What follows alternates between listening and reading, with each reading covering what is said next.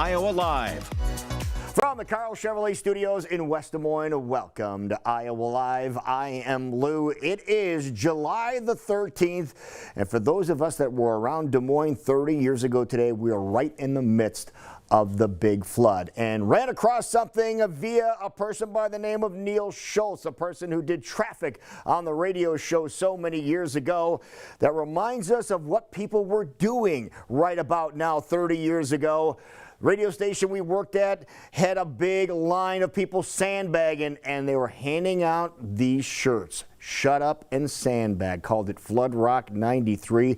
30-year-old shirt here. Also, remember, we talked a little bit on Monday with Professor Jeff Stein about the canned water.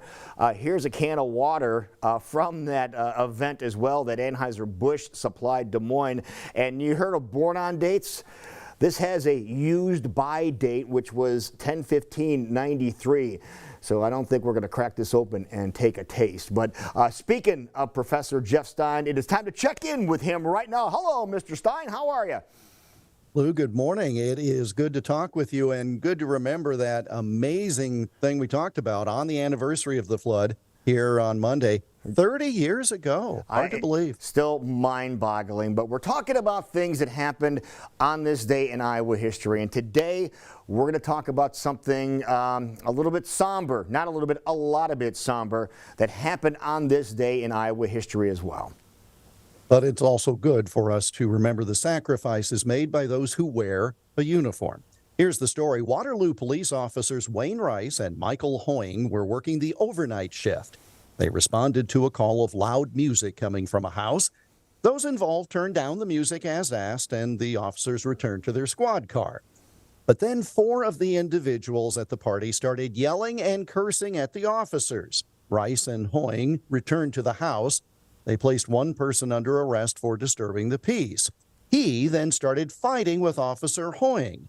Another one tackled Officer Rice. Those two struggled on the ground. The officer, Lou, even got hit in the head with a chair. A man by the name of James Taylor, not the musician by any stretch. James Taylor had been recently released from a federal prison in Missouri. He was in attendance and joined the fight. He punched Officer Rice with his fist, then took the officer's gun from its holster. Taylor shot Officer Rice twice in the chest. Not satisfied with that carnage, he moved to where Officer Hoying was involved in the first fight, and he shot and killed him as well. Wow. Just from a disturbance, and we hear stories like that so many times, but then it sounds like Mr. Taylor took off, and that led to a huge manhunt. Largest one in Iowa history, wow. As a matter of fact.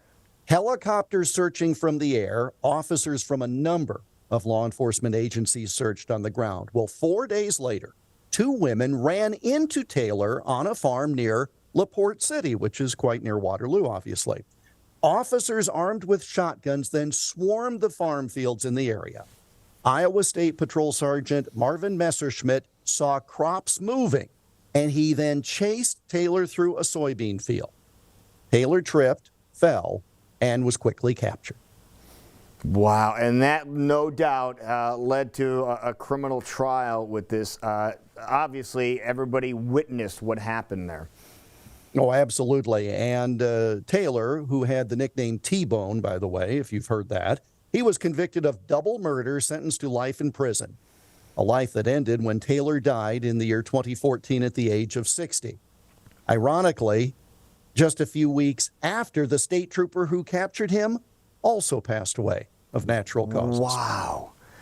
So this was the largest manhunt in Iowa history, leading to the capture of James T-Bone Taylor after he killed 2 Waterloo police officers in the early morning hours on this date in 1981. And one of the things I recall from the time is 4 days later, we said there had been a sighting of Taylor. That was contemporaneous with the funeral of one of the officers. And the word came near the end of the service. And officers got up instinctively and fled the church, hurrying to the scene. Wow. Because they all wanted to be there to support their fallen brother.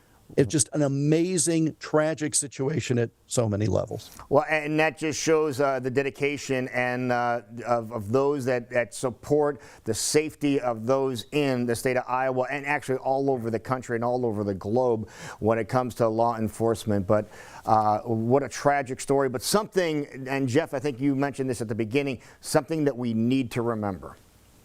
Absolutely, because most of us just go to work and we say goodbye to our loved ones and we plan to be home. Well, they plan on that too, but sometimes because of the job, all of the first responders, things happen. And it takes an awful lot to put on the uniform and to be a member of the family supporting that individual. And yes, we need to remember that as often as possible. Yes, and we salute each and every one of them each and every day. Okay, if people want to relive the story you just told or any story that you have told about things that happened on this day in Iowa history, what is the easiest thing they can do? We post a fresh one every morning at iowaalmanac.com. Follow us on the Twitter machine as well at Iowa Almanac, online iowaalmanac.com. Professor Stein, thank you so very much, and we will talk to you next time. Absolutely. Have a great day. You have a great day as well. And we come back, we'll talk about having a great day this weekend in Ankeny at a big celebration. XV, what is it? We'll tell you about it next.